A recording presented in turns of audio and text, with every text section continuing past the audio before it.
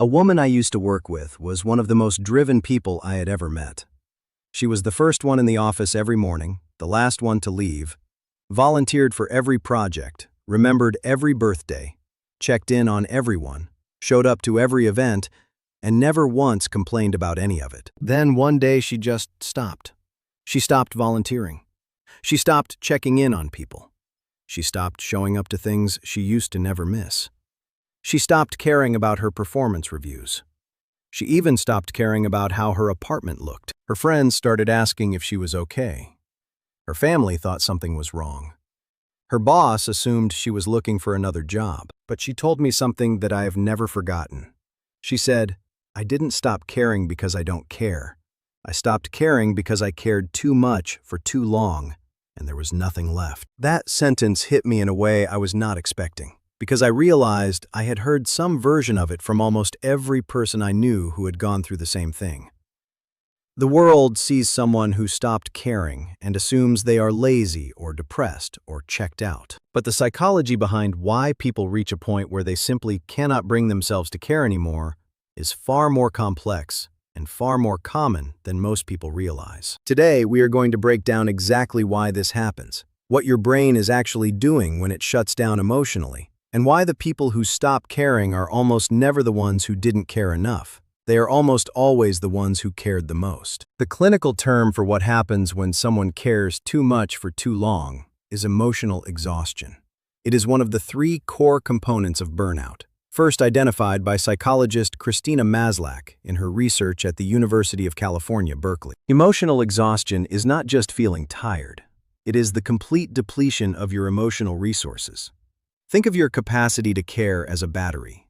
Every time you show up for someone, every time you absorb someone else's stress, every time you push through when your body is telling you to stop, every time you say yes when you desperately want to say no, you drain that battery a little more. And for most people who eventually stop caring, they were running on a battery that had been at 1% for months, or even years before anyone noticed. The problem is that the world rewards people who drain their battery.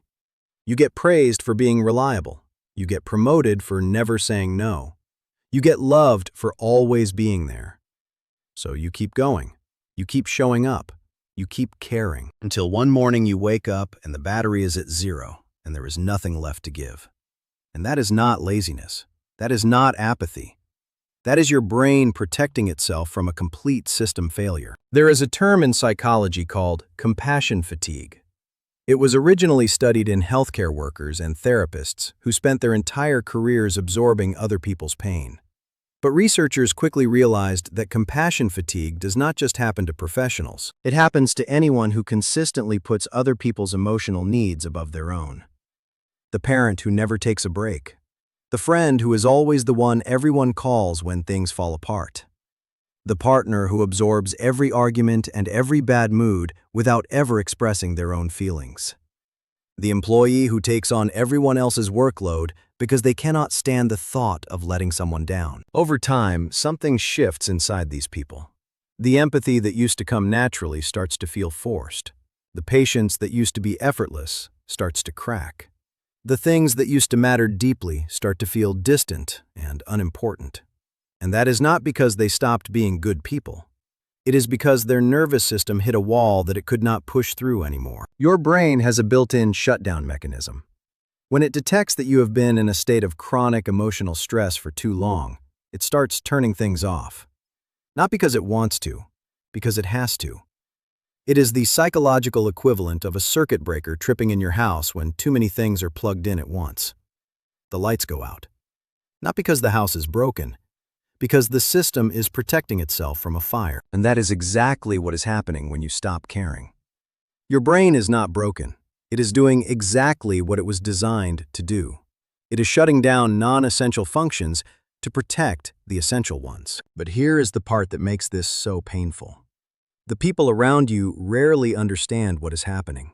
They see the outside. They see someone who stopped trying, someone who doesn't seem to care anymore. Someone who has become distant and cold and unavailable. What they do not see is the years of overcaring that led to this moment. They do not see the hundreds of times you showed up when no one showed up for you. They do not see the emotional labor that was never acknowledged or returned. They do not see the slow, invisible drain that emptied you out completely while you were still smiling on the outside. And the cruelest part is that the people who burned you out are often the same people who judge you for shutting down. There is another psychological concept that plays into this. It is called learned helplessness. Psychologist Martin Seligman discovered that when a person is repeatedly exposed to situations where their efforts do not produce results, they eventually stop trying altogether. Not because they are weak, but because their brain has learned that effort is pointless. If you spent years giving everything you had to a job that never recognized you, if you spent years trying to fix a relationship where nothing ever changed, no matter what you did, if you spent years trying to be good enough for people who kept moving the bar, your brain eventually learned a devastating lesson. It does not matter what I do. Nothing changes. And once your brain learns that, it stops wasting energy on trying. That is not giving up.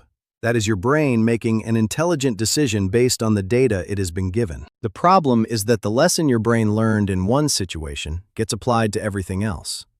You stop caring about work because your brain learned that effort is not rewarded. Then you stop caring about relationships because the pattern feels the same. Then you stop caring about your health, your appearance, your goals, your future. It spreads, and from the outside it looks like someone who just gave up on life. But from the inside, it is someone whose brain made a logical, calculated decision to stop investing energy in things that never gave anything back. If you are in this place right now, there is something important you need to understand. The fact that you stopped caring does not mean you are broken. It means you were running a system that was never sustainable. You were giving more than you had. You were caring more than anyone was caring for you. And your brain did the only thing it could do to keep you from a complete collapse. It turned the volume down on everything. That is not failure. That is survival. The path forward is not to force yourself to start caring again. The path forward is to start being honest about what drained you in the first place. To start recognizing that you cannot pour from an empty cup, and that refilling your cup is not selfish, it is necessary. To start setting boundaries that protect your energy instead of giving it all away. To start understanding that caring about fewer things more deeply is not the same as not caring at all. It is actually the healthier version of caring. The woman from the beginning of this video, I talked to her about a year later. She had quit that job. She had stopped being the person everyone called for everything. She had started saying no without explaining why. And she told me something that stuck with me. She said, "I used to think that not caring made me a bad person. But now I realize that caring about everything was what was destroying me. I didn't stop caring. I just finally started caring about myself first." If you have been called cold for protecting your energy, if people have told you something is wrong with you because you stopped performing for them, if you feel numb and empty and disconnected, and you cannot figure out why, you are not broken. You are not lazy. You are not a bad person. You gave everything you had until there was nothing left. And now your brain is asking you to finally give something to yourself. If this resonated with you, share it with someone who needs to hear it today. You will find a lot more value in the other MindVerse videos on your screen right now. Subscribe and hit the notification bell so you never miss a new upload. And if you want to support this channel and keep these deep dives going, hit the join button. Your support means everything. I will see you in the next one.